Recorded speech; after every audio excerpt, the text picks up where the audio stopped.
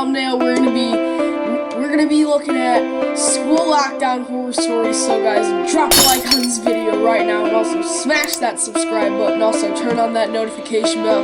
That way you don't miss out when another banger comes out. Now, with all that being said, let's get right to it. It was a completely normal, boring school day. I was in 7th period math, and the clock showed 2:45 p.m., which means the school day was nearly done. As it was a Friday, and spring break was just around the corner, you could feel everyone getting antsy in their seats. A lot of people had tests and whatnot, whereas my class got to have fun. We had a super laid-back teacher who loved to entertain us as much as possible. We lucked out in that sense. Me and my girlfriend Haley were messing around in the back, talking about something that occurred earlier that day. When it happened, the alarm for the lockdown went off, and the principal came over the loudspeaker. Now, for some context, typically a teacher would yell lockdown 3 times if it was a drill. We were always told if it was 4 times, it was not a drill. The reason for this was to hide the fact that we knew someone was in the building with malicious intent. 4 times we heard the word lockdown. Now, I've gotten so used to hearing it only 3 times that I paid no attention to how many times lockdown was even said.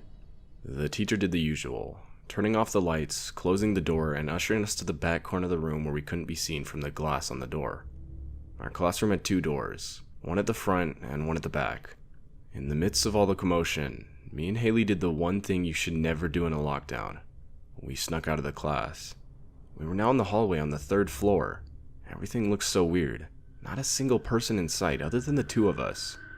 A sort of humming noise came from the walls, indicating the school had cut all the power. I thought this was weird, as I thought it was only a drill. "Hey, why would they cut off the power if it's just a drill?" I asked. This was when we really started to question if it was actually a drill or not. But with us being stupid teenagers, we brushed it off as nothing. We continued roaming the halls when we started to hear a sound. We got really creeped out by this, as no one was supposed to be outside the class. Fearing it was a teacher, we ran into the nearest bathroom to hide. We ran into the 4th stall that was tucked into the corner and hid. We sort of just sat there, giggling, thinking we outsmarted the teacher. Maybe about 30 seconds had passed, and we started to hear the footsteps again, but this time much closer. My heart froze.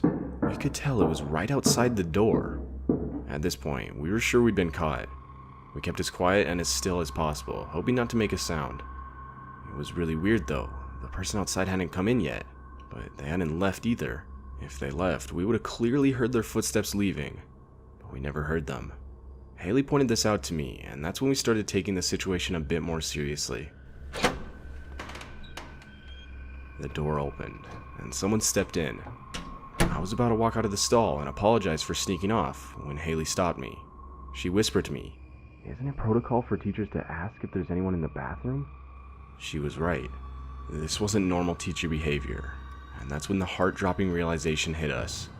Whoever was in the bathroom with us wasn't a teacher. While contemplating what to do, the silence was broken. "I know you're in there." My heart dropped as the person said that. The voice was younger, and it obviously wasn't a teacher. We were practically crying at this point, unable to hold it back. The guy was now directly in front of the stall door. He started pounding on the door and screaming like a madman.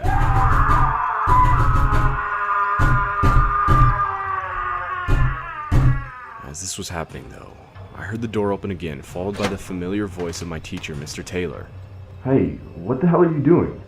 I heard a scuffle outside, and I immediately rushed to aid my teacher.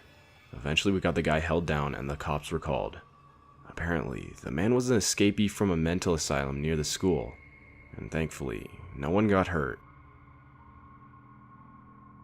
Alright guys, that was a terrifying story, but always stay in your classrooms whenever there's a lockdown. Do not be stupid like these 2 people. Do not be that dumb.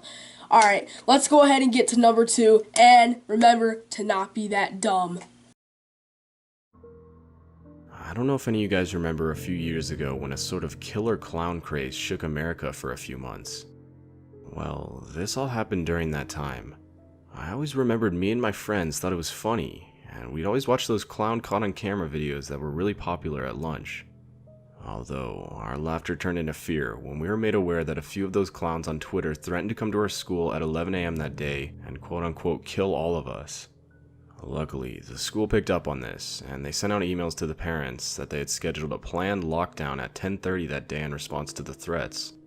I was sitting in history class when I heard the familiar sound of the lockdown alarm, followed by the teacher rushing to the windows and door, locking and closing them. Even though initially the threat freaked me out, I wasn't worried at this point. I reasoned that it was most likely just another blank threat online, and that nothing would happen. After about 40 minutes of silence, sitting on the cold floor in the corner of the room, the emergency green flashing light turned off, then followed by the air conditioning slowly falling silent, and then the hallway lights switched off. The school had cut the power, but why though? At this point, me and my classmates were staring at each other. We all knew that something real was going on, as the school never cut off the power unless something serious was happening. After 10 minutes or so, we could all hear a faint banging noise from down the corridor, shortly followed by heavy and fast footsteps. Someone was running down the hallway. They started banging on the lockers and screaming.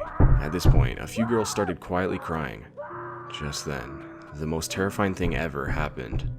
One of the men, dressed as a clown, ran up to the class door, banging and screaming. Multiple people were crying now, and one of my friends whispered to me in complete seriousness, saying we were all gonna die. I have no shame in admitting that this caused me to start crying too. I then heard the loud sound of glass shattering. The man had shattered the glass part of the door, and I could see his arm reaching through to try to unlock the door from the inside. I was frozen and in complete disbelief as to what I was witnessing. But luckily, my teacher reacted quickly, grabbing a piece of shattered glass from the ground and stabbing the man's arm before he could unlock the door. He instantly grabbed his arm back, and you could hear his screams of pain. He then quickly stepped away from the door, and his screams slowly faded down the corridor. After another 2 hours, the principal came on the loudspeaker, explaining everything. He said that just after 11, 2 men walked into the school, one holding a kitchen knife. They ran around the school, threatening to kill students and trying to break into classrooms. But once the police raided the school, only one of them was caught, and it wasn't the one who tried to break into our classroom. After the whole event, the school got over 20 buses to take the younger kids home, and the kids 9th grade and over, like me, were told to walk home in groups and call the cops if we saw anything suspicious. I had a hard week at school after that experience. I was always thinking that the men would return, this time with a gun or something, but nothing happened. This, nonetheless, will be scarred into my mind forever. Ever since the lockdown, the school has hired a few more on-campus police officers, and they've installed some auto-locking features on doors and windows. This has made me feel a little bit better in school, but this isn't just an experience you can simply forget about. Alright, after hearing that story, if that ever happened at my school, that would make me not want to go to school for like months. Like, that would scare me so much. But we're gonna go ahead and get to number 3. I live in the middle of nowhere. The school I go to has maybe 500 students in total. It's enough for everyone to know everyone's name. Regardless, this day our school went on lockdown. That familiar, yet eerie chime of our principal's voice saying to remain in our classes until further notice rang through the building over the intercoms. His voice was surprisingly calm, especially considering the fact that he didn't even say it was a drill. Despite our little town, crime isn't completely unheard of. We've had our fair share of reported break-ins, robberies, and even some gang activity. "I bet it's a robber down at Chase Bank," my friend Kyle joked. I laughed, and we started talking about what we actually thought the whole lockdown was for. Kyle's voice was beginning to get louder, only interrupted by our teacher, Miss Sander herself, shushing him. It had now been about 10 minutes of complete silence, but like most high schoolers tend to, we all lost our patience. Everyone was now talking softly to whoever they were sitting next to at this point.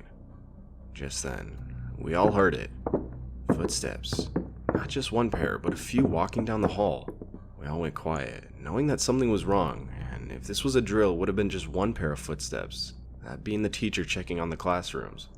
Even Kyle, who had previously been talking, grew silent. Miss Sander moved slowly to the doorway, peering out from behind a corner. The heaviness in the air was suffocating.